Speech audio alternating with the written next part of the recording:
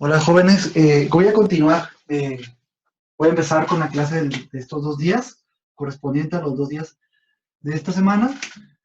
Y pues bueno, voy a terminar el problema que había visto la clase anterior, de una función que era así, como lo que estoy intentando dibujar.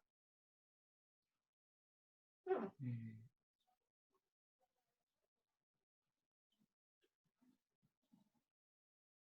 Muy bien.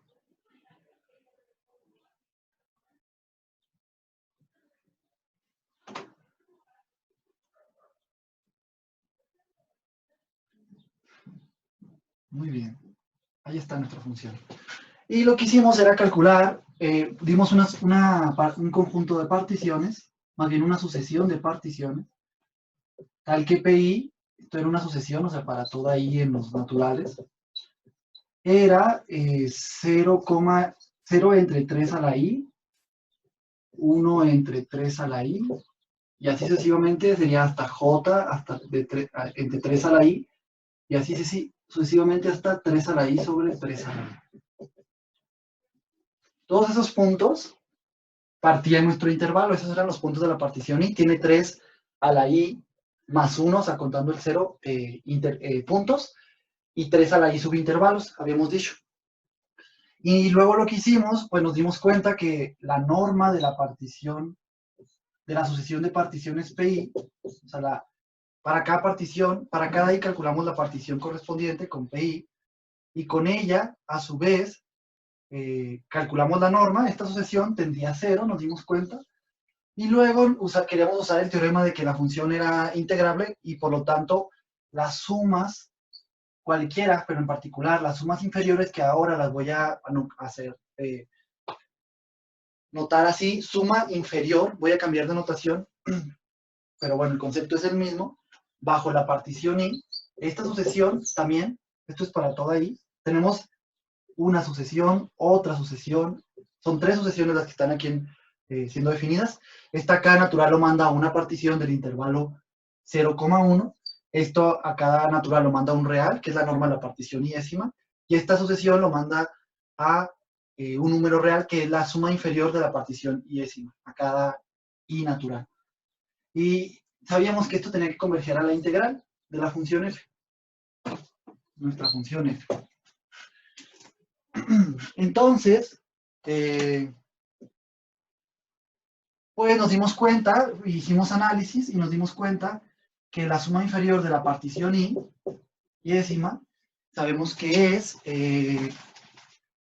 la suma desde J, perdón, igual a 1 hasta 3 a la I, o sea, sobre todos los subintervalos en los que nos divide, de el ínfimo J-ésimo por el tamaño del intervalo J-ésimo. Y nosotros nos dimos cuenta, a su vez, que esto lo podemos dividir, lo dividimos en XJ, el índice está corriendo desde 1 hasta 3 a la I, y estamos sumando el término ínfimo J-ésimo por delta XJ, ¿no? El tamaño del intervalo J-ésimo. Entonces, separando ese corrimiento de índices en varias subpartes, nos dimos cuenta que podemos separarlo así, desde J igual a 1 hasta 3 a la N. Disculpen un momento, por favor. Hasta 3 a la I menos 1. Y a eso restarle un 1 del ínfimo J-ésimo por el tamaño del intervalo J-ésimo. Más, ahora ya aquí estamos sumando todos los términos estos de aquí. Desde J igual a 1 hasta este índice acá. El que sigue sería el índice 3 a la I menos 1. Entonces, quedaría ínfimo de 3 a la I menos 1 por delta X iésimo menos 1. Y seguido por este término de aquí, que es desde J igual a 3 a la I menos 1 más 1, hasta 2 veces 3 a la I menos 1, 3 elevado a la I menos 1, por el ínfimo bueno, la suma esa del ínfimo j décimo por el tamaño del intervalo j décimo corriendo de esos índices, ahí van 3, más el índice que seguiría sería el j igual a 3 a la i menos 1 más 2, entonces es 3 a la i menos 1 más 2 por delta x correspondiente al índice 3 a la i menos 1 más 2, y ya nomás nos faltaría de ahí en adelante. La suma desde j igual a 3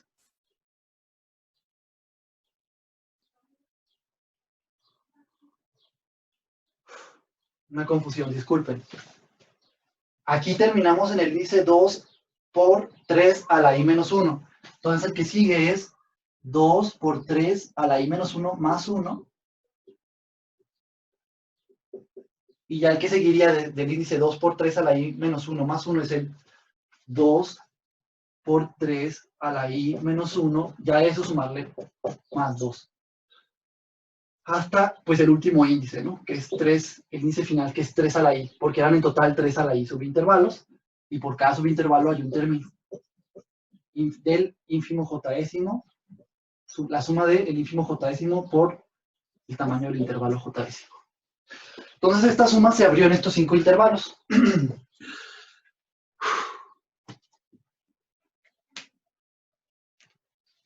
Fíjense que esto es el término iésimo de la suma inferior. Mejor dicho, es la suma inferior, lo dije mal, es la suma inferior de la partición iésima. ¿Ok? Entonces, a este término de aquí yo le llamé el término T1. Este fue T1. A este le llamé T2. A este le llamé T3. A este de aquí, bueno, no sé si le llamé, pero le estoy llamando, no recuerdo bien, T4. Y a este de aquí lo voy a llamar T5. Entonces, en total tenemos 5 términos en los que hemos dividido la suma inferior de la partición iésima. Y voy a analizar cada uno de ellos por separado. Ya lo habíamos hecho en la clase anterior, esto es como una recapitulación. Entonces vamos a ver cómo se ve el término 1. El término 1, primero que nada nos damos cuenta que es un término que depende de i, o sea, de acuerdo al índice en el que estemos, nos da una partición y la suma inferior correspondiente de esa partición iésima tiene un término 1 correspondiente, pero entonces va a depender de la i. Entonces T1 de i. Y pues sabíamos que era la suma desde j igual a 1 hasta 3 a la i menos 1.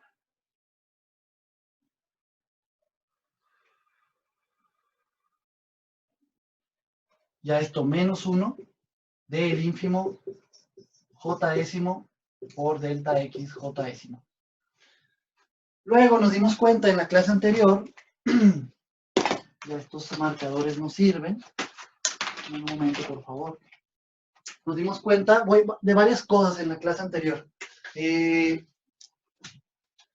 Nos dimos cuenta que para las j corriendo en este intervalo de índices desde 1 hasta esto de acá arriba, se cumplía que el ínfimo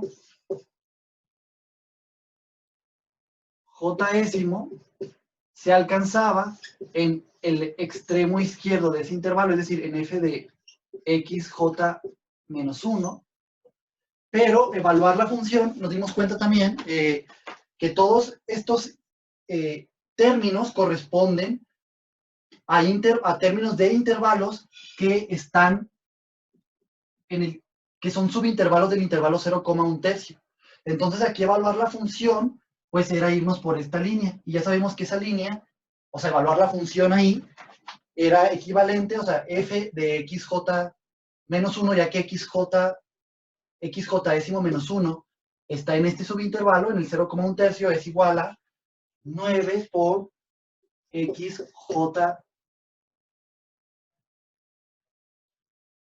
menos 1, es decir, la función aquí vale 9 por x, entonces evaluando en xj menos 1,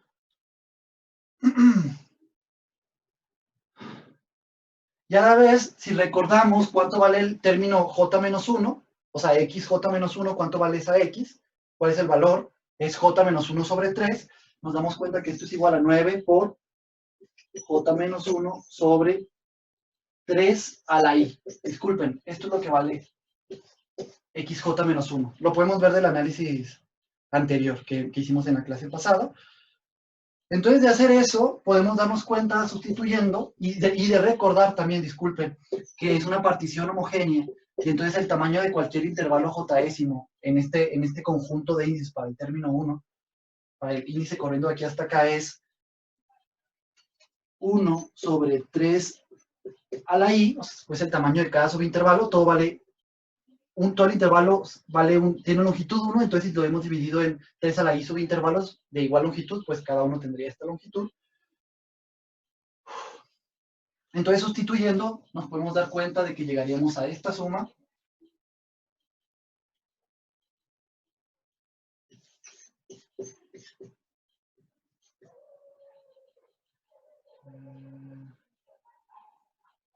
Bueno, un momento, por favor. Llegaríamos a esto de aquí. 9 por j menos 1 sobre 3 a la 2i. Entonces, sería sumar eso desde este índice hasta este índice.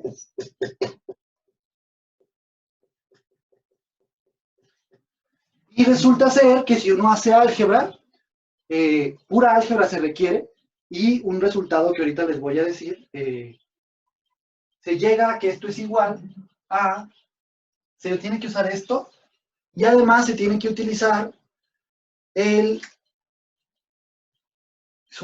suma de Gauss y la suma de unos. A ver, la suma de Gauss es este resultado, que si quiero sumar desde j igual a 1 hasta, digamos, pues, m mayúscula, todos los naturales, o sea, así se indicaría la suma de Gauss. Esto significa sumar todos los naturales desde j igual a 1 hasta m, porque cada término que estamos sumando es el mismo j, es el mismo índice. Sabemos que esto es igual a m, o sea, el límite superior por m más 1 sobre 2. Se usa este resultado al que le voy a llamar de ahora adelante resultado de la suma de Gauss. Para poder llegar al resultado que voy a poner aquí, se usa este resultado. Y también se utiliza que sumar unos desde j igual a un índice inferior m minúscula hasta un índice superior m mayúscula, m minúscula más chiquito que m mayúscula. Aquí, a ver, lo voy a poner m mayúscula mayor que m minúscula. A este resultado le voy a llamar resultado de la suma de unos. Para acotar, si queremos sumar dos unos desde j igual a m minúscula hasta m mayúscula, esto sería igual a m mayúscula menos m minúscula más 1. Es decir, el índice superior menos el inferior más 1. O sea, si el término que estamos sumando, j-ésimo, es la constante 1, y hay que sumar eso corriendo el índice desde j igual a m hasta m minúscula hasta m mayúscula, pues entre m mayúscula y m minúscula hay m menos m términos, pero como también estamos incluyendo el término m minúscula, hay que sumar 1. Es la razón del resultado. Entonces, se usan estos dos resultados y esto de aquí para llegar a este resultado de acá. No voy a hacer el álgebra aquí porque no me tomaría demasiado tiempo, pero les invito a hacerlo a ustedes. Se llega a que el T1 y ésimo es igual a 9 sobre 3 a la 2i sobre 2 también, por 2, que multiplica a 3 a la i menos 1 por 3 a la i menos 1, y a eso restarle menos 1. Bueno, que multiplica eso. Un error aquí, menos 2. Se llega a que esto de aquí es igual a esto de acá. Voy a ver si no he cometido ningún error. No, lo he pasado bien. Se llegaría a ese resultado usando esto de aquí. Esto y esto. Estos dos de aquí, el resultado de la suma de Gauss y el resultado de la suma de unos, se utiliza, va a utilizar para poder simplificar casi todos los demás términos. Término 1, término 2, término 3, término 4 y término 5. Van a usar estos resultados, los van a tener que utilizar si los quieren simplificar. Y pues bueno, nada más que ya no lo voy a decir, pero les va a salir que van a tener que estar sumando probablemente naturales desde un índice superior hasta uno superior y unos desde un índice inferior hasta un índice superior. Recuerden que esto no es más que 1 más 2 más 3, bla, bla, bla, hasta m mayúsculo. Esta es la suma expandida así. Espero estén entendiendo la notación de suma. De sumatoria le llama a alguna gente. Muy bien. Entonces, ya tenemos aquí cuánto es el término 1 y y podemos darnos cuenta que el término 1 y conforme y tiende a infinito, converge a un medio. Quisiera hacer notar que es obvio que este término 1 y tenía que converger a un medio porque era el término que correspondía a los intervalos, a los rectángulos de los intervalos que dividían al 0,1 sin incluir aquí un punto XA que habíamos llamado. Pero como XA, conforme y tiende a infinito, se va acercando a 1/3, en el límite, el término 1 es la suma de todo, corresponde al área de todos los subintervalos en los que dividimos casi completamente al 0,1. Y esa área, esos subintervalos, conforme y tiende a infinito, pues se va tendiendo al área del triángulo en cuestión, de este triángulo que pudimos ver claramente que estaba dibujado. De este triángulo de aquí. Y como podemos verificar, cuando hicimos el análisis de cuánto era su área por un método geométrico en la clase anterior, pues esto es 3 por 1/3 sobre 2, es un medio. Entonces, por supuesto, el término 1, recordando que el término 1 corresponde al área de los subintervalos en los que dividimos el 0 1/3 cuando y tiende a infinito ya, pues por supuesto tenía que tender a un medio el área del triángulo de ahí. Bueno, esta es la manera de simplificar. De aquí sacar el límite este de acá, simplemente es con álgebra. Ustedes ya saben sacar límites. Hagan tender y a infinito y van a darse cuenta que llegan a un medio.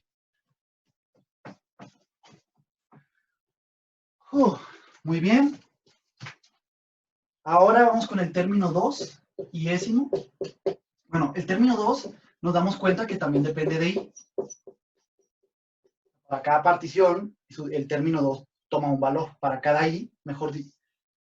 Sí, para cada i el término 2 toma un valor, porque para cada i vamos a una partición. Y este era igual al ínfimo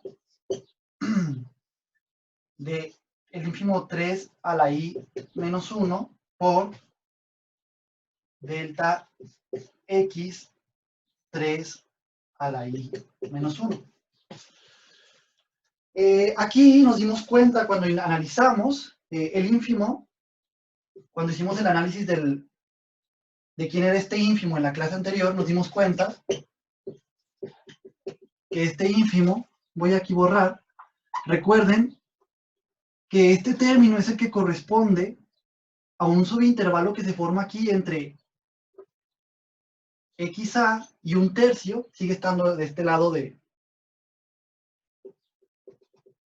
y nos dimos cuenta, es el término que corresponde a esta área, podría decirse al área de ese rectángulo, y nos dimos cuenta que este ínfimo era igual al mínimo, donde XA es igual a 1/3 menos 1 sobre 3 a la i, entonces conforme i tiende a infinito, XA tiende a 1/3, y nos dimos cuenta que ese ínfimo era igual a el mínimo entre la función evaluada en XA, que es 1/3 menos 1 sobre 3 a la i, y 2. Nos dimos cuenta de eso, y lo que quiero decirles es que si i es mayor que 2, pueden corroborar que este mínimo, si el índice ya es mayor que 2, o sea, ya estamos en la partición 2 en adelante, o 3 o 4, mejor, de la partición 3 en la partición 4, en la partición 5, etcétera, de 2 en adelante, podemos corroborar que este mínimo siempre va a ser 2. Entre ellos dos va a ser 2, solo que se puede hacer, el mínimo entre este valor y este valor, va a ser 2 en general cuando y es mayor que 2. Y pues sustituyendo nos damos cuenta que esto es igual a 2 entre cuánto valía el tamaño de este subintervalo, como de todos los subintervalos de esta partición, vale 1 sobre 3 a la i, por el tamaño del intervalo, pero su tamaño es 1 sobre 3 a la i, entonces nos da este valor, y bueno, eso llegaríamos que vale el T2i, T2 iésimo, el término T2 iésimo, y pues me gustaría que notáramos que T2, conforme i tiende a infinito, se va a 0. Quisiera que notáramos esto de aquí. Esto es claro, conforme i tiende a infinito, 3 a la i tiende a infinito, y cuando dividido entre ello, pues esto se va a 0. Y eso era lo que esperábamos, porque este término, como sabemos, es el área del intervalo que está entre xa y 1/3, pero como xa, conforme i tiende a infinito, se acerca a 1/3, pues vamos a tener base. Es como si estuviéramos sacando el área de una línea, podría decirse, ya en el infinito, y pues esa área tendría que ser 0, ¿no? Intuitivamente nos estamos dando cuenta que sí estamos obteniendo lo que esperaríamos. Aquí xa se estaría moviendo a 1/3 conforme i tiende a infinito, entonces no tendríamos que tener área y es lo que estamos sacando.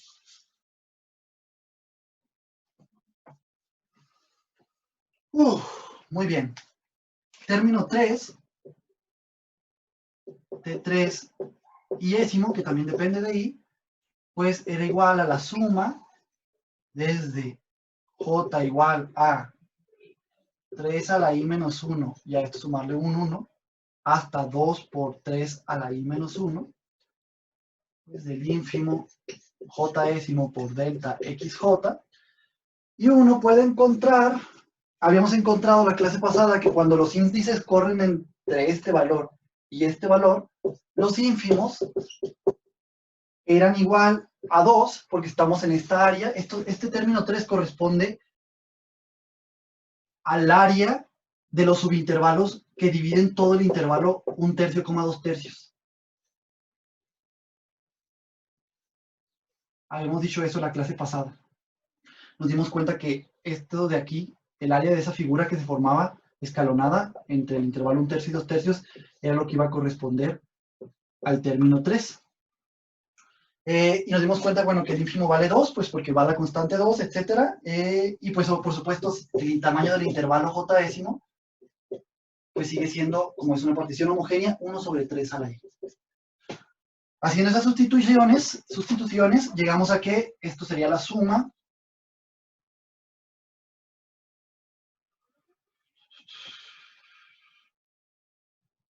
muy bien, no voy a hacer la sustitución, ustedes la hacen en su casa. Un momentito, por favor. Bueno, pues si uno hace estas sustituciones aquí y usa otra vez, usa el resultado de la suma de unos, aquí se va a tener que usar esto y esto, puede llegar a que esto de aquí es igual siempre a la constante 2/3. O sea, aquí el término 3 de i no depende de i en el fondo, es una constante para toda i. Y esto no debería impresionarnos porque, de nuevo, el término 3 corresponde al área de la figura escalonada que se forma por los subintervalos en que se divide el 1/3, 2/3. Pero nos vamos a dar cuenta que no importa qué tantos subintervalos pongamos ahí, el área de la figura escalonada va a corresponder al área del propio cuadrado, que está entre 1/3 y 2/3. Este cuadrado de aquí. Entonces, si calculamos su área, como lo hicimos usando geometría básica, por supuesto que va a ser 2 por 1/3, que es su base. 2 su altura, 2 por 1/3. Y estamos llegando a ese resultado. Es un área constante. Y por ello, no es difícil creer que el término 3, pues es una sucesión constante. La sucesión T3 iésimo conforme i tiende a infinito, pues converge a esa misma constante. 2/3. Muy bien. Pasemos al siguiente término. Disculpen que no puedo hacer toda la álgebra con ustedes, les invito a hacerla, pero pues sale usando esos recursos. Les digo qué recursos se tienen que utilizar. Es que no es el objetivo de esta clase, esto nomás es para terminar sin lo de la clase pasada. El término T4 pues también depende de i, de quién es el índice en ese momento. Y pues era igual al ínfimo 2 por 3 a la i menos 1 más 1 por el tamaño del subintervalo mismo. 2 por 3 a la i menos 1 más 1. Pero aquí nos dimos cuenta, esto corresponde al área del intervalo, el término 4 corresponde al área del intervalo que se forma entre 2/3 y xb. Habíamos dicho en el análisis pasado. Donde xb, un momento por favor chicos. Hola, hola, probando, sí, todo bien. Donde xb habíamos dicho que era, a ver, haciendo aquí el análisis, xb es igual a 2/3 más 1 sobre 3 a la i. Eso era igual a xb. Xb era igual a eso, disculpe. Muy bien. Entonces corresponde al área entre xb y el 2/3, el área del término entre del subintervalo del rectángulo que se forma entre el intervalo 2/3, xb. Y nos hemos dado cuenta, bueno, sería esto de aquí, que este ínfimo, usando un resultado de la clase pasada, el ínfimo correspondiente al índice 2 por 3 a la i menos 1 más 1, era igual a la constante 1.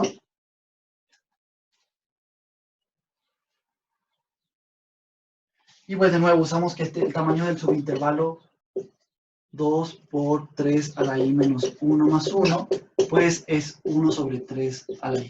Usando estos dos resultados, sustituyendo, llegamos a que esto es 1 sobre... Un momento, por favor, chicos. Disculpen. 1 sobre 3 a la i. Sí, 1 sobre 3 a la i. Quedaría. Que sería pues el área de este subrectángulo que formamos con ese intervalo, con el intervalo. Y pues por supuesto nos podemos dar cuenta que el término 4 de i, conforme i tiende a infinito, converge a 0. Lo cual era algo esperable, lo mismo que pasó con el término 2. xb, conforme i tiende a infinito, se acerca cada vez más a 2/3. Este xb se está moviendo hacia acá conforme i tiende a infinito. Entonces estamos teniendo el área de un rectángulo con base que está tendiendo a 0. Y por supuesto, pues al final de cuentas íbamos a tener pues que el límite era 0. Bueno, ya no nos falta uno, que de hecho es el más complicado de hacer álgebra con él, para poder simplificar. Y pues vamos a darnos cuenta cuánto vale. Continuemos escribiendo.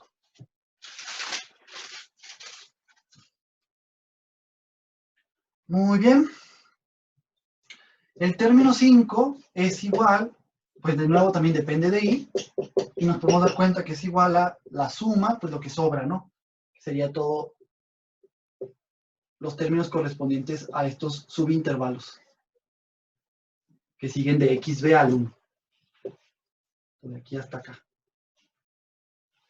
A ver si puedo hacer aquí algún tipo de... para señalar que xa y xb son importantes.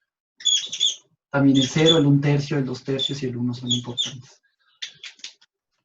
Bueno, ya llaman, se remarcan en la explicación. J corriendo desde 2 por 3 a la i menos 1 más 2 hasta 3 a la i, justamente ya. Que esto es, bueno, no voy a decir nada más. Del ínfimo j décimo por el tamaño del intervalo j décimo. Entonces, uno puede utilizar, cuando hicimos el análisis en la clase pasada, nos dimos cuenta que para el índice corriendo entre este límite y este límite, el ínfimo j décimo era igual también a evaluar la función en el extremo izquierdo del intervalo j décimo, es decir, x j menos 1. Y ya que estamos, todo xj menos 1 con ese j corriendo en ese conjunto de índices está entre 2/3 abierto, 1 cerrado, pues podemos evaluar la función sin problema con esta regla de correspondencia, la que correspondería a esta línea. Que era 6x, esa línea era la 6x menos, un momento por favor, menos 3. Entonces esto sería 6 de xj menos 1 menos 3.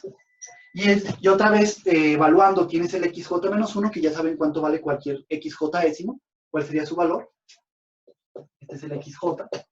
Este es el x0, este es el x1, bla, bla, bla. Entonces, este es el xj, pues sería j entre 3 a la i. Pues el j menos 1 es 3, sí, sería j menos 1 entre 3 a la i. Entonces, esto sería 6 por j menos 1 sobre 3 a la i, y a esto restarle 3. Si uno hace esas sustituciones, este es el más largo de simplificar, para serles honesto, pero se puede, con mucho trabajo, con paciencia. No tanto trabajo, les va a llevar una media hora, si mucho. Y también tienen que usar el resultado de la suma de Gauss, la van a tener que utilizar, y también van a tener que utilizar el resultado de la suma de unos.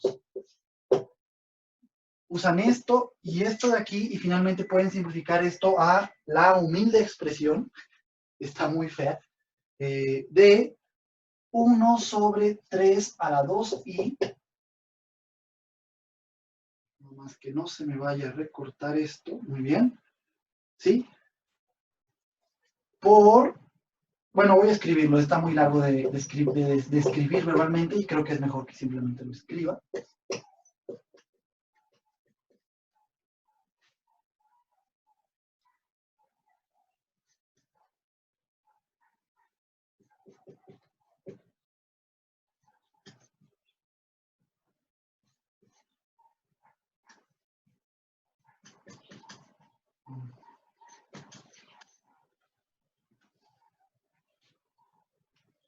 Voy a permitirme borrar los resultados preliminares que hay que saber para poder simplificarlo, para poder llegar a lo que voy a escribir.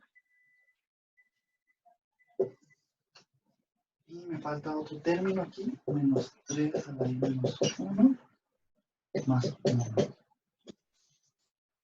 Aquí el 1 sobre 3 a la 2 sí está multiplicando todo esto, y además hay que sumar, o sea, este término de acá simplificado va a ser igual a esto, más esto. Sin mucha simplificación, ya lo sé, pero bueno, ya no quise simplificar más. Aquí por lo menos ya no está la suma explícita.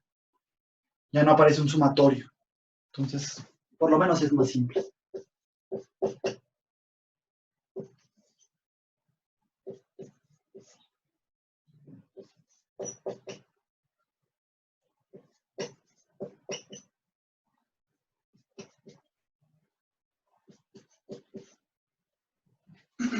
Y no nomás es más simple, lo más importante es que ya sepamos a qué converge. Este resultado es válido, bueno, disculpe. No, es válido siempre, no hay una hipótesis extra. Ahí menos 1. Sí, esto es igual a todo esto de acá. Sé que no se ve muy bonito, pero bueno. Lo importante es que ya no aparece el sumatorio, y lo más importante es que ya podemos calcular a qué tiende T5 de I conforme I tiene infinito. Y resulta que tiende, ustedes pueden hacer el cálculo ya aplicando aquí. Aquí ya pueden usar los teoremas de álgebra de límites que conocen y pueden calcular esto sin ningún problema. Que converge a... ¿Dónde lo dejé? ¿Dónde lo dejé? A 2/3. También converge a 2/3. Quisiera hacer la observación, o nomás oralmente, verbalmente, que no debería sorprendernos, porque después de todo, el término 5 es el área de los rectángulos que generan los subintervalos entre xb y 1. Estos subrectángulos de aquí, que son rectángulos, ya sabemos, inscritos, van por debajo de la figura, ¿no? Porque es suma inferior. Conforme I tiene infinito, x veces tiende al 2/3. Entonces, en el infinito lo que tendríamos realmente, o intuitivamente, esto es una explicación intuitiva, es el área de la figura escalonada que conforman los intervalos en los que se divide completamente el 2/3, 1, que ya sabemos que como van a ser muchísimos subintervalos, pues casi va a ser el área justamente de la figura en ese intervalo. O sea, el área de la figura bajo la curva en ese intervalo, que sabíamos que era este trapecio de ahí.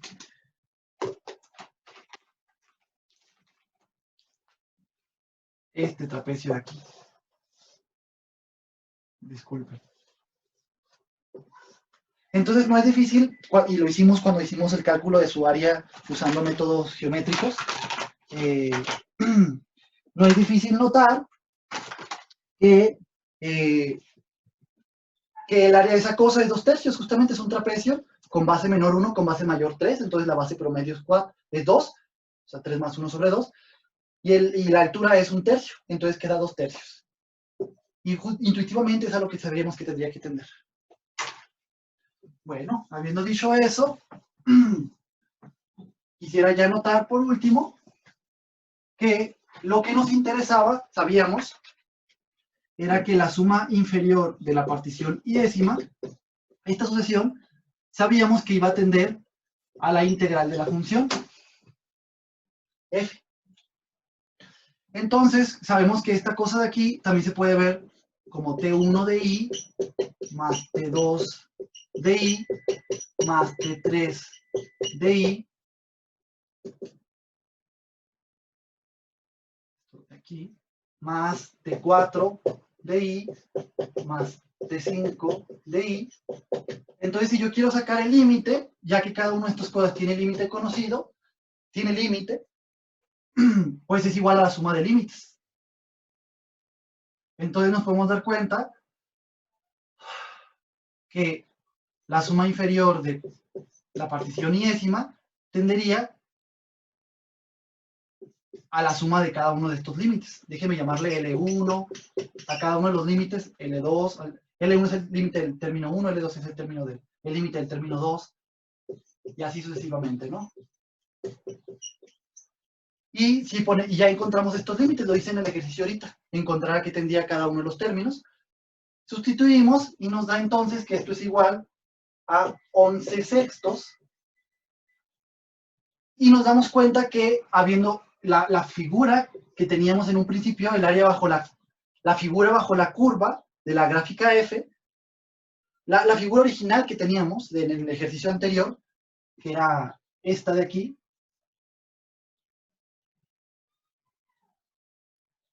más o menos era así. Le buscamos su área y por métodos geométricos y justamente encontramos que era 11 sextos, y era lo que esperábamos. No sé si recuerden que nosotros queríamos ver esta integral porque sabíamos que era igual al área de la figura R, creo que la habíamos llevado. Y en efecto nos está saliendo que es igual. Ya por otro método habíamos encontrado que su área era 11 sextos. Entonces ahí estamos corroborando. Primero hicimos dos cosas. Una es sacar el límite de una sucesión de sumas inferiores. Lo sacamos porque analizamos cuánto valía cada una de estas cosas y a qué tendía. Y otra es darnos cuenta que, bueno, que ese valor es el integral, es el valor por el teorema que usamos, era igual a la integral de la función f en cuestión. Y ahora nos recordamos que buscamos este valor para encontrar el área de la figura R sin utilizar un método geométrico. Y encontraríamos que el área de la figura R es 11 sextos y corroborando por el método geométrico nos damos cuenta que es verdad.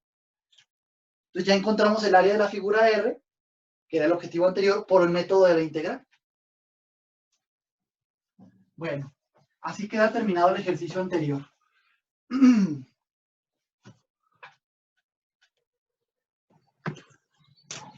Muy bien, chicos, pues continuemos. Lo que voy a hacer ahorita es un repaso de muchos conceptos en escalada y para llegar a unos resultados después. Entonces va a ser puro conceptual por un gran rato. A ver, definición.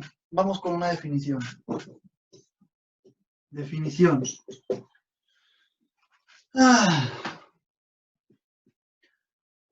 Partición. A ver. P. Partición.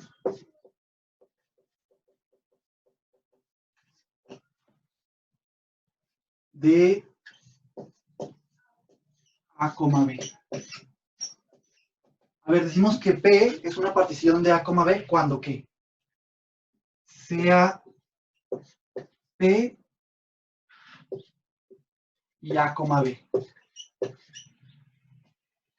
O sea, no tenemos dos objetos.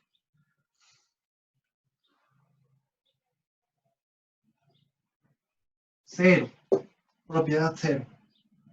AD es un intervalo cerrado.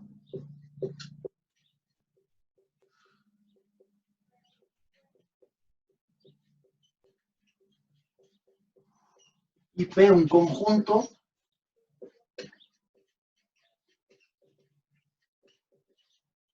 un intervalo cerrado de reales, por supuesto.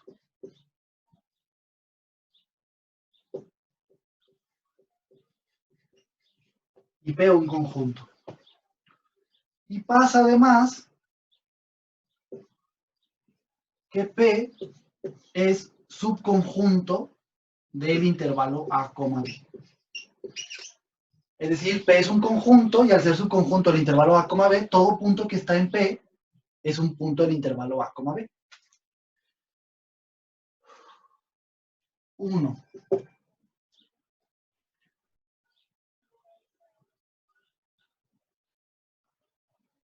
Olvídenlo. Vamos a dejar esto fuera. Es lo que acabo de decir. Entonces tenemos un intervalo, tenemos dos objetos. El objeto A, B resulta ser un intervalo cerrado, P un conjunto. Y ocurre que para cualquier elemento de P, entonces ese elemento pertenece al intervalo. Lo que tenemos, P es un subconjunto de AB, esto es una forma analítica de ponerlo. Todo punto de P es un punto del intervalo A, B. Ocurre también que tanto A como B, los extremos del intervalo, pertenecen a P. Esa sería la parte 2. Y 3,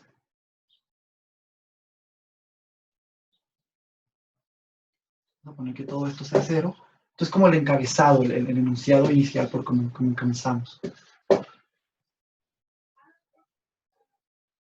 P es un conjunto finito.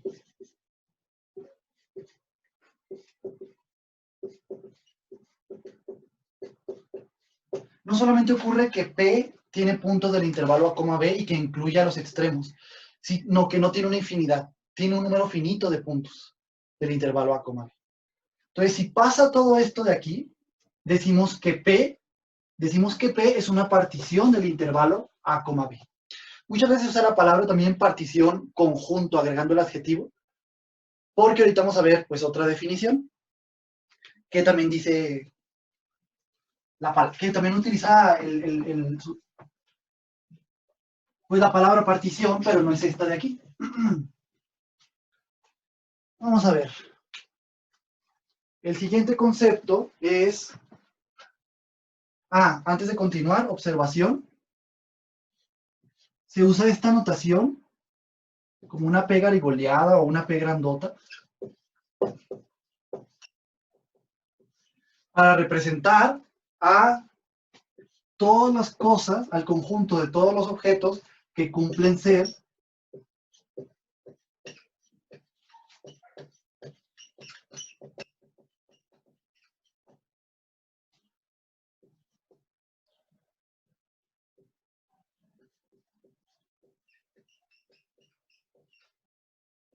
una partición del intervalo AB. Se usa esta notación. P grandota, subíndice A, B, o sea, el intervalo. Entonces, para decir que P es una partición del intervalo A, B, pues muchas veces se escribe simplemente esto. P es un elemento del conjunto de todas las particiones del intervalo A, B. Entonces, P es una partición del intervalo A, B. Entonces, esto es notación. Bien. Esto es como un resumen de los conceptos que seguramente han visto.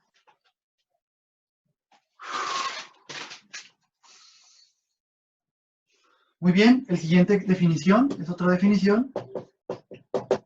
Vamos a decir que X, déjenme ver qué subíndice utilice, J, XJ. Muchas veces le pone aquí las llaves también, pero yo no lo voy a hacer.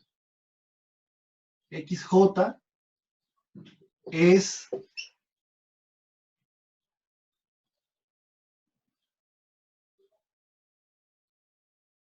un ordenamiento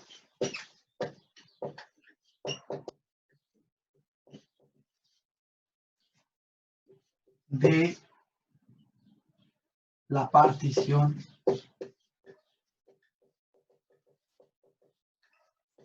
B. A ver, ¿cuándo vamos a usar todo ese enunciadote?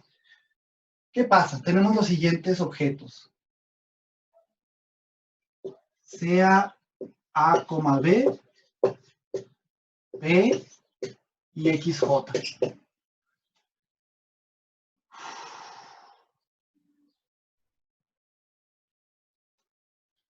De tal forma, esto sería como el encabezado, de tal forma que A, B es estos son los tres objetos que van a estar en nuestra definición, en nuestra situación. Es un intervalo cerrado de reales, coma, P es una partición de E, ya vimos esa definición formalmente, es un conjunto de puntos finito, todos los puntos están entre A y B y están los dos, tanto A como B en ese conjunto.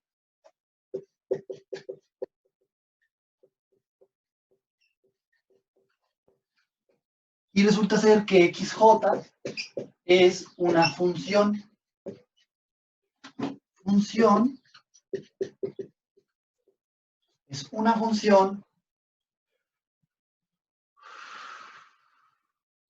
tal que su dominio, el dominio de XJ, sé que es una notación rara, muchas veces se puede utilizar también esta notación, la notación de función usual, pero como va a resultar que el dominio de esta función son números naturales, como pasa con las sucesiones, no se pone el término A paréntesis n paréntesis, sino se pone A sub índice n, porque en las sucesiones pues ocurre que el dominio son naturales. Entonces aquí la función XJ va a tener también dominio de naturales y por eso se pone la variable independiente, ¿cómo le llamamos? El elemento del dominio se pone como subíndice, no entre paréntesis. A toda función cuyo dominio son naturales, se le suele llamar conjunto ordenado. Entonces, XJ es un conjunto ordenado. Entonces, una función cuyo dominio, por si tenían interés, aquí agregando un poquito más, cuyo dominio es 0, 1, el 0, el 1, el 2, bla, bla, bla, hasta m, con m en los naturales. Es decir, su dominio es un conjunto finito de naturales y va desde el 0 hasta m. M es su índice superior. M es su valor superior del dominio. Ok. Si ocurre además, tenemos tres objetos, ya vimos que tienen que estar cumpliendo en un principio. Si ocurre además que XJ es tal que su imagen, vamos a ponerlo así, la imagen de XJ, es decir, a lo que va a parar XJ, es P, es todo P, es decir, todos estos índices están yendo a parar a un elemento de P, que es un punto del intervalo A, B. Pero bueno, continuemos. 2, también pasa que para cualquier J1, J2, son índices, en el dominio de F, en el dominio, perdón, de XJ, nuestra función en este momento, que ya sabemos que esto es 0, 1, 2, hasta M.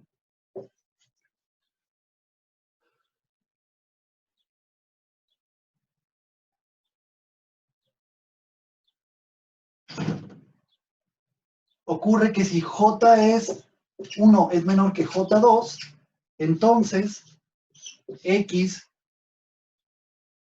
o sea, a lo que vamos a parar con la función X de J, con el conjunto ordenado X de J con el índice J1, es más chiquito que lo que vamos a parar con el índice J2.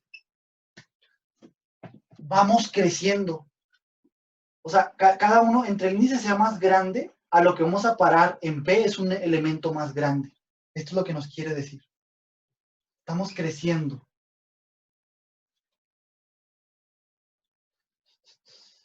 Esto, o sea, esto, si lo notan, esto es la definición de ser estrictamente creciente. Voy a cambiarlo un poquito para no tener que hacerlo tan complicado. Para cualquier J1, si mejor hay que ponerlo así, vamos a cambiar la definición. Va a ocurrir lo mismo, pero para que no tengan que verificar tantas cosas cuando la utilicen, para cualquier J1, vamos a ponerle J0 mejor, para cualquier J0 en 0, 1, 2, hasta M-1, ocurre que para cualquier J0 perteneciente a este conjunto de aquí, ocurre que el índice que va a terminar, el elemento de P al que va a terminar, ese índice J0, es más chiquito que el elemento al que va a parar el que sigue, el índice que sigue. J0 es un elemento por aquí,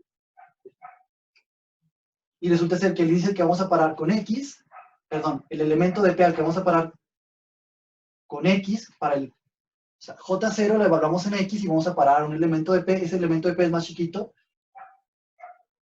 que el elemento del P al que va a parar el índice siguiente, J0 más 1. Si pasa estas tres cosas, 0, 1, 2, decimos que XJ es un ordenamiento de la partición P. Porque lo que está pasando en el fondo es, y lo podrían darse cuenta, es que justamente está pasando eso, XJ me está ordenando a una partición del intervalo A, B. Estoy teniendo índice 0, 1, 2, 3, 4, bla, bla, M, todos van a caer a P, y ya que es estrictamente creciente, pues no se repite, aparte es una función inyectiva. Entonces lo que está pasando en el fondo cuando tenemos una función que está cumpliendo todas estas cosas, cuando XJ está pasando eso, justamente lo que está pasando es que XJ nos está ordenando a P. A ver, déjenme poner, disculpen que no tengo un lenguaje más. Un conjunto, recuerden que un conjunto nunca es ordenado. Los conjuntos no se ordenan, o sea, un conjunto per se no es un objeto que esté ordenado, no tiene orden. En un conjunto solo podemos decir que está y que no está. Pero una vez que tenemos una función que parte de un conjunto de índices y va a caer a ese conjunto, pues los índices de cierta manera no lo ordenan. Entonces, observación, diagrama, o sea, vamos a ver qué está pasando.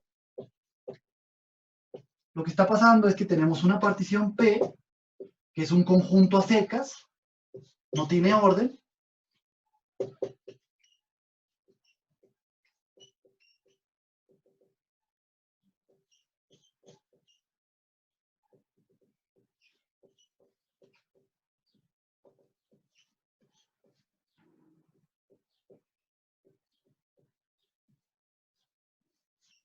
Que va a resultar que va a tener m más 1, porque empezamos desde el índice 0 hasta m, elementos.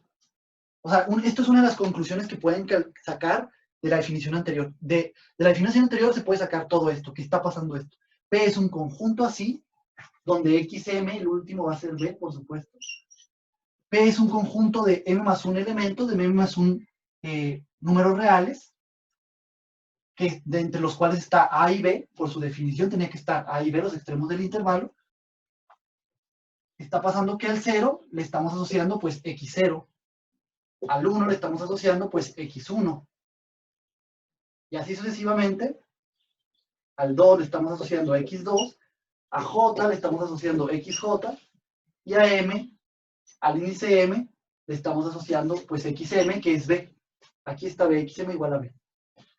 Aquí podemos notar no solamente que P es un conjunto de M más 1 puntos entre los cuales está A y B, y que X lo que está haciendo, aquí voy a poner la función XJ, déjenme ponerla aquí J0 para que no se vaya a confundir. Esto J0 es cualquier J, cualquier índice. XJ está representando la función como tal, es decir, la asociación, el conjunto de asociaciones 0, A, 1, X1, bla, bla, bla. Entonces tenemos la función es la asociación, parte de estos índices, va a parar a P, y pues está pasando esto. Y aparte de manera creciente, como dijimos, a un índice, el que sigue va a caer algo más grande. El que sigue de este va a tener que caer algo más grande. Por eso está el mayor. Son signos de mayor. Esto es como un diagrama que intenta mostrar cómo es P. Por supuesto, P no tiene orden, y mucho menos podemos decir en P luego que es mayor o no. Esto es un diagrama que intenta representar todo lo que acabo de decir antes. XJ está ordenando a P. Es un ordenamiento de P. Está pasando esto. Por esas dos propiedades que pedimos. Cuando tenemos una partición ordenada, o un ordenamiento de P, supongamos que XJ es el ordenamiento de P, podemos inmediatamente, ya tenemos XJ y AP, este XJ es un ordenamiento de P. También se le llama, es una partición ordenada, porque es una partición y la estamos ordenando. Se define lo que se llama el intervalo, se pone esta notación, el intervalo J-ésimo, de la siguiente manera. XJ menos 1, XJ. Es decir, y esto es para cualquier J que va desde 1 hasta el índice más grande del dominio de XJ. Entonces, para este conjunto de índices podemos definir intervalos J-ésimos que están dados por esta expresión de aquí. Y es justamente cómo se define el intervalo 1, el intervalo 2. Muchas veces estas cosas se le llaman también subintervalos, porque estos son subintervalos, son intervalos que están contenidos en el intervalo A, B. Entonces, por ejemplo, el intervalo 1 es el intervalo 1, por ejemplo, sería el que está en X0, pero ya sabemos que X0 siempre es A, o sea, lo que se le asocia con el ordenamiento de P al 0, siempre es A, X1, que sea el punto que sigue en P, el que sigue al 0. El que sigue A. Y así, ¿no? Entonces tenemos M subintervalos. Toda partición de M más 1 puntos, recuerden porque el 0 hay que contarlo, nos divide al intervalo en M más 1 subintervalos y esta es la notación que se usa. Eso es lo que va a querer decir IJS, esto de aquí. Es cuestión de notación, con J corriendo en estos conjuntos de índices.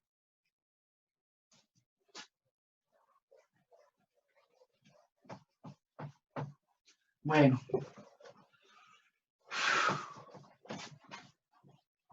Muchas definiciones, ¿verdad? Pero esto es para que todos les quede claro todo, que ya esté quedando todo muy formalmente, muy bien detenido y no haya pierde.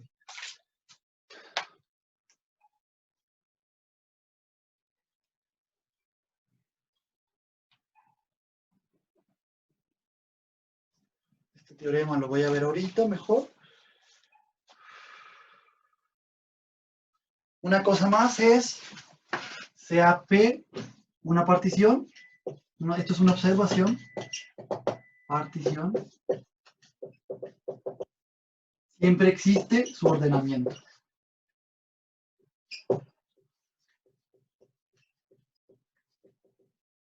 Y por ello muchas veces cuando nos dan una partición ya empezamos suponiendo, pues, que ya podemos decir quién es X0, X1, X2, porque siempre es posible ordenarla, es un conjunto finito de puntos. No podemos ordenarlos per se, porque sabemos que un conjunto no está ordenado como tal. Pero déjenme ponerle pues otras notaciones. O sea, ahí hay puntitos. M más 1 punto, supongamos. Y entre los cuales está A y está B, por ahí está perdido A y B. Entonces, siempre es posible ordenarlos. Ordenar desde A hasta B. No hay nada que sea mayor que B, porque sabemos que esto era un subconjunto del intervalo A, B. Entonces, siempre podemos ordenarlo y así generar lo que sería el ordenamiento, la función ordenamiento, el conjunto ordenado. Y ya poder decir, sin miedo a que no esté bien definido quién es X1, quién es X2, simplemente habría que ordenarlo. Y eso siempre se puede hacer. Entonces, eso es una observación. Y siempre vamos a suponer que ya la ordenamos, o sea, cuando sea necesario vamos a decir, ya está ordenado. También está la siguiente definición. La norma de una partición. A ver.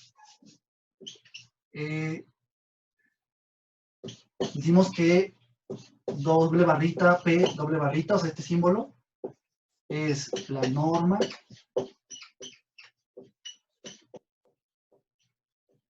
de P, partición.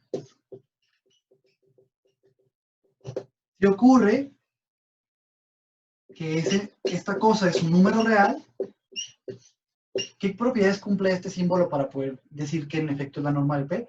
Es un número real y es igual al máximo de la longitud la longitud de los subintervalos en los que se divide P, desde I1 hasta IM, ¿no? Suponiendo que X, vamos a ponerle aquí, sea, a ver, esto es un número real, P es una partición. Si lo estoy poniendo mal. Bueno, P es una partición de A, B, un intervalo, y XJ es su ordenamiento, con J corriendo desde 0 hasta M. Entonces tenemos M subintervalos, y lo que vamos a hacer es agarrar el máximo de la longitud de cada uno de ellos, y a eso es a lo que se le conoce como la norma de P. Si este número real resulta ser igual a este máximo, se dice que ese número real es la norma de la partición.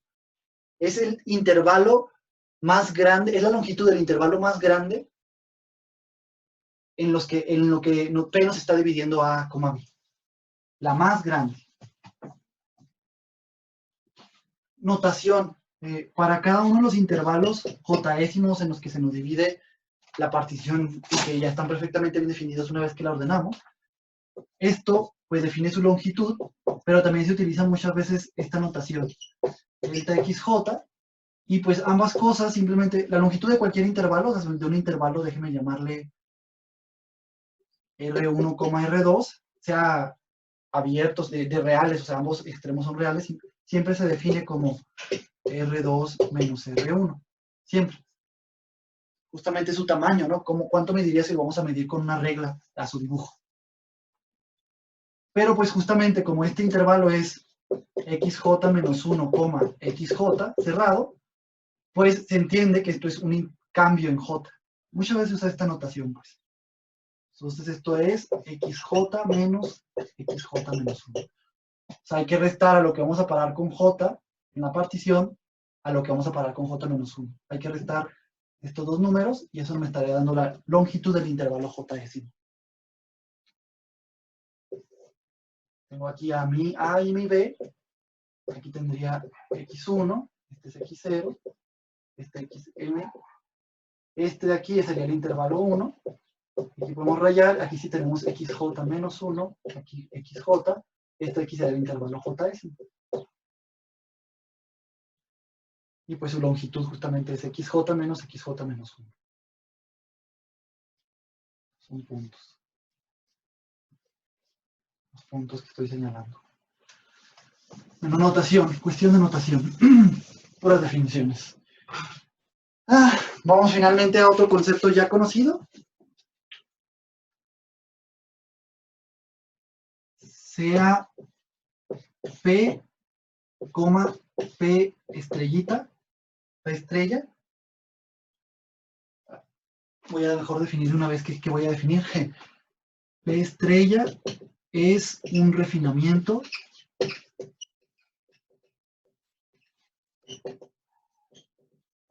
de P.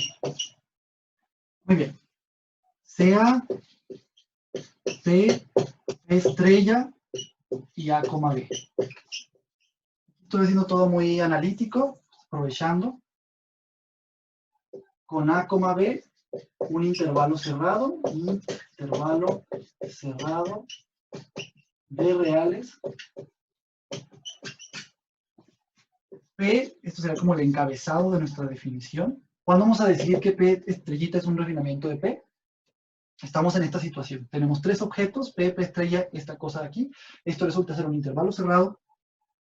P y P estrella son particiones del intervalo A, B. Vean cómo yo estoy usando la notación. Le pertenecen al conjunto de las particiones del intervalo B. Entonces son particiones del intervalo A, B. Y ocurre que P es subconjunto de P estrellita. De P estrella.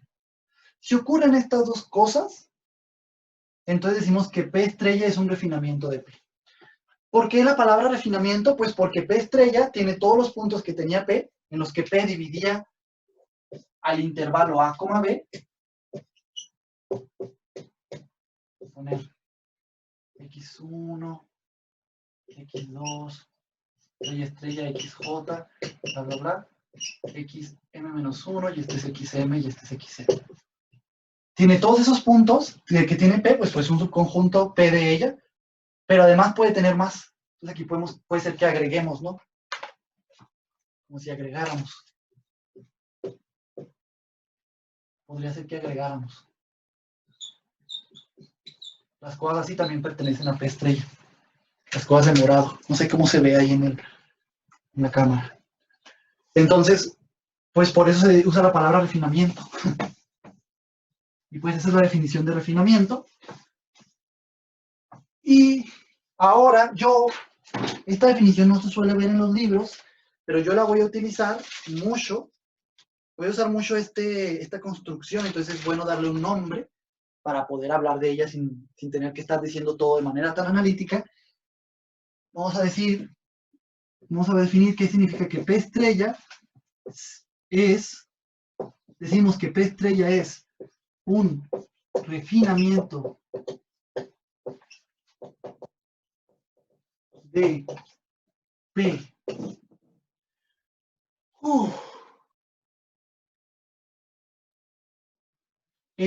Fíjense que ya no más es un refinamiento de P, sino en n subintervalos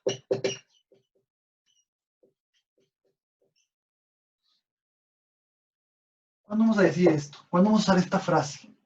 Para describir qué situación vamos a usar esa frase. Pues vamos a tener sea A, B, P y P estrella. Esto es el encabezado de nuestra definición. ¿Qué situación estamos? Y sea tal que P, bueno, A, B es un intervalo cerrado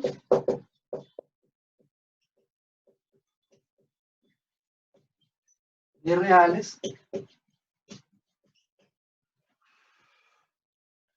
P, P estrella son particiones del intervalo A, B. Pertenecen al conjunto de las particiones del intervalo A, B. Y además pasa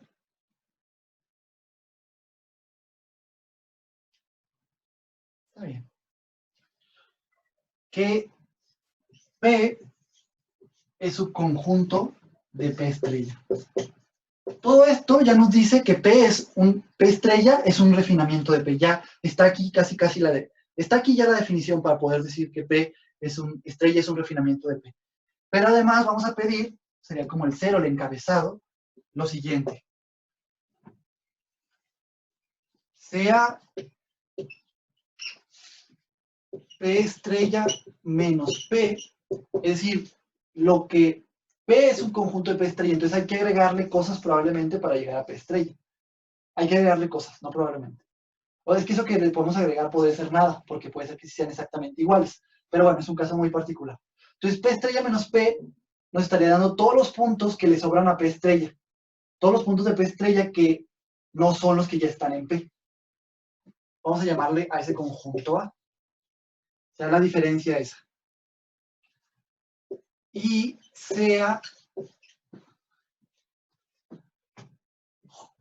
sean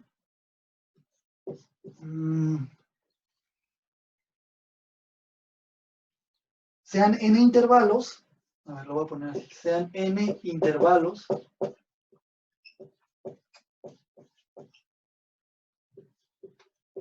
cerrados los siguientes. El intervalo de la partición, intervalos o subintervalos, o sea, ya sabemos qué significa el sub, que está dentro del álgebra. Voy a ponerle sub, y sean n subintervalos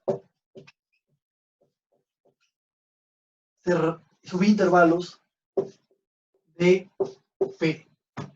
O sea, vamos a agarrar, van a haber n subintervalos de P, de la partición que no es la más grande. a la que refinamos. Los voy a hacer notar así. El intervalo J1, el intervalo J2, hasta el intervalo J enésimo. J1, J2, Jn son números naturales. Podría ser 4, 3, 2, 1, 20. Lo que importa es que tenemos n números naturales y resulta ser que esos n intervalos que tenemos son en los intervalos correspondientes de la partición P, J unésimo, el intervalo J2 unésimo. Ya sabemos cómo se define el intervalo J, Jésimo. Pues ahora sería el J unésimo. Si J1 es 4, sería el intervalo 4. Y así, ¿no? Sucesivamente. Tenemos n subintervalos de P. Ya sabemos qué significa cada una de estas cosas. Vean cómo son n. J1, J2, J3, bla, bla, hasta Jn.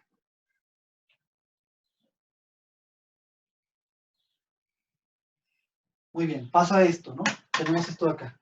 Y ocurre que para cualquier x en A, para cualquier x en la diferencia de P estrella con P, esa x pertenece a alguno de los n subintervalos de P que seleccioné o que tenía, que había exhibido. J, déjeme aquí ponerle, J, le voy a poner résimo. Con R corriendo desde 1 hasta n, porque son n, ¿no?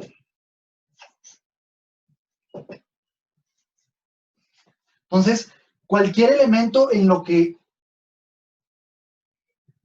le tenemos que agregar a P para que se convierta en P estrella, cualquiera de ellos pertenece a uno de los subintervalos, a uno de los n subintervalos que exhibí acá arriba, de P, a uno de los n subintervalos.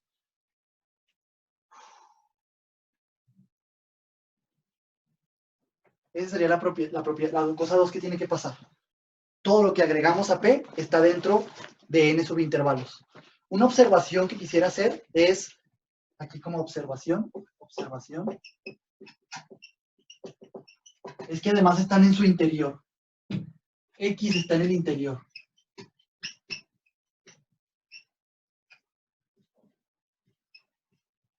De cada subintervalo. En el interior de IJR. Para alguna. O sea, X pertenece a alguno de los intervalos de acá. X pertenece a IJR para algún R corriendo entre 1 y n. ¿Por qué sabemos no solamente que X pertenece, solo por decir que X en A, lo que le tuvimos que sumar a P para llegar a P asterisco? No nomás sabemos ya, porque estamos suponiendo que está cumpliendo 1, que pertenece al intervalo JR, donde R es un valor que corre ahí, ¿no? Sino que no puede estar en sus extremos, porque los extremos de IJR son puntos de P, porque son subintervalos de P. Recuerden que IJR, pues sí, sus extremos son los subintervalos, son parte de los subintervalos en los que dividimos a P. Entonces sus extremos son puntos de P. Y por supuesto X no puede ser un extremo de ese intervalo porque entonces sería un punto de P, pero estamos en lo que le agregamos a P para poder llegar a P asterisco. Entonces, por supuesto, ninguna de estas X puede ser uno de los extremos. Entonces tiene que estar además en su interior. Es una observación que quería hacer. Y propiedad 2, eso hay que pedir. Y 2, hay que pedir que para cualquier R corriendo de 1 hasta n, donde fue n es el número de subintervalos que hicimos notar de la partición P, existe X en A, en la diferencia, tal que X pertenece a IJR.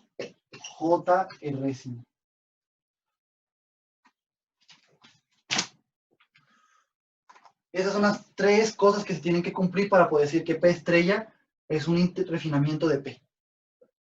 Entonces, ¿qué me está diciendo esta propiedad 2? Que no nomás ocurre que esos n subintervalos de P contienen en su interior a todo lo que le sumamos a P para llegar a P estrella, sino que en cualquiera de ellos va a haber al menos un punto de lo que debemos saber que agregamos. Eso es lo que me está diciendo.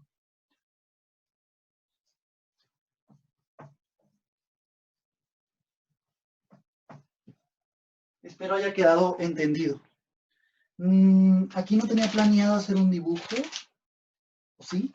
Ah, no, sí tenía planeado hacer un dibujo. Ah, muy bien. Este diagrama igual y los deja un poquito más claro qué está pasando.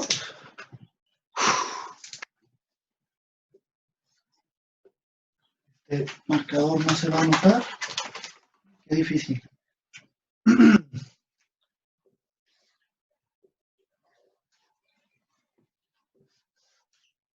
Muy bien. Entonces tenemos a A, que es el X0. Déjenme ver el diagrama. A X1. Luego tenemos, esto significa un corte, un posible corte.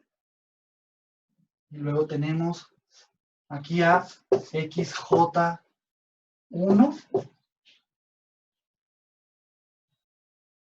Déjame poner el corte de otro color.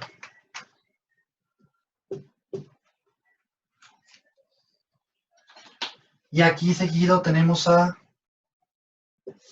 XJ-1, perdón, XJ1 menos 1, XJ1 finalmente pues sería el sucesor. Y luego aquí tenemos un corte. Voy a agregar esto, agrandar esto. Aquí tenemos a XJ2 menos 1. Y aquí tenemos a XJ2.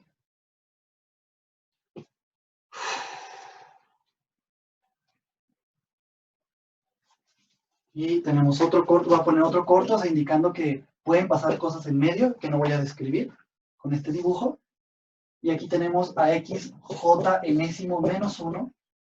Y aquí a XJN. Y otro corte finalmente. Y aquí tenemos a XM. Aquí tenemos al final a XM. Y sabemos que es igual a B.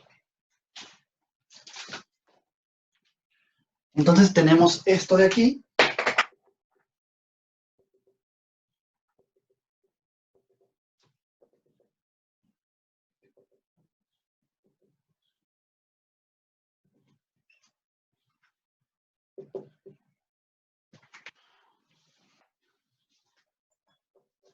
Entonces estos son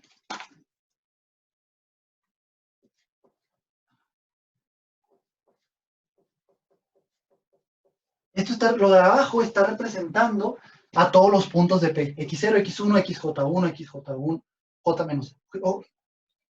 XJ1, que es un número, ya eso le restamos 1, y luego el que seguiría X sería XJ1. Y bueno, está representando a todos los puntos de P. Todo aquí lo que tenemos es a P. A los puntos de la partición P.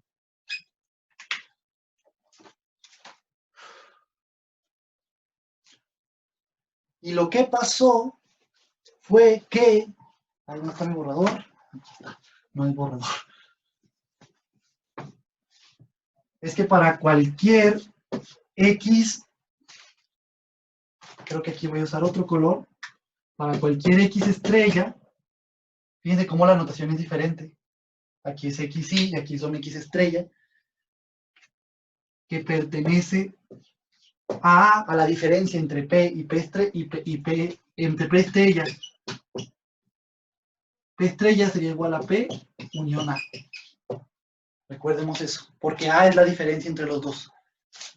Entonces, para cualquier punto en la diferencia, ese punto está contenido en los intervalos. Este sería el intervalo IJ1. Este de aquí sería el intervalo IJ2. Y este sería de aquí, este de aquí sería el intervalo IJ enésimo. Son N. los otros n no, los otros no aparecen, pero aquí estamos dibujando dos, son subintervalos de la partición P. Y ocurre que todo punto que agregamos está en ellos.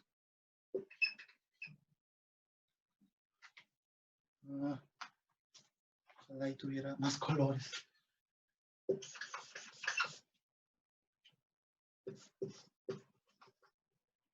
Voy a ponerle X estrella y voy a usar el color verde mejor.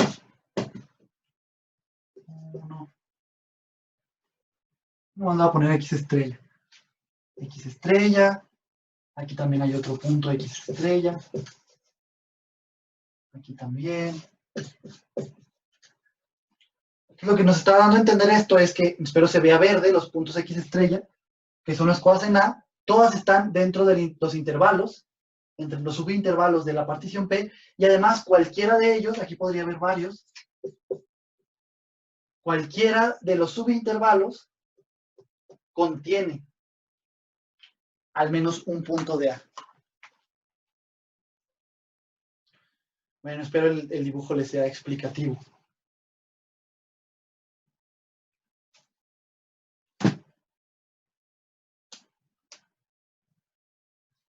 A ver. Voy a transdibujar. Lo subimos, ¿no? Está indicando. Aquí hay un X estrella. Aquí también hay otro X estrella.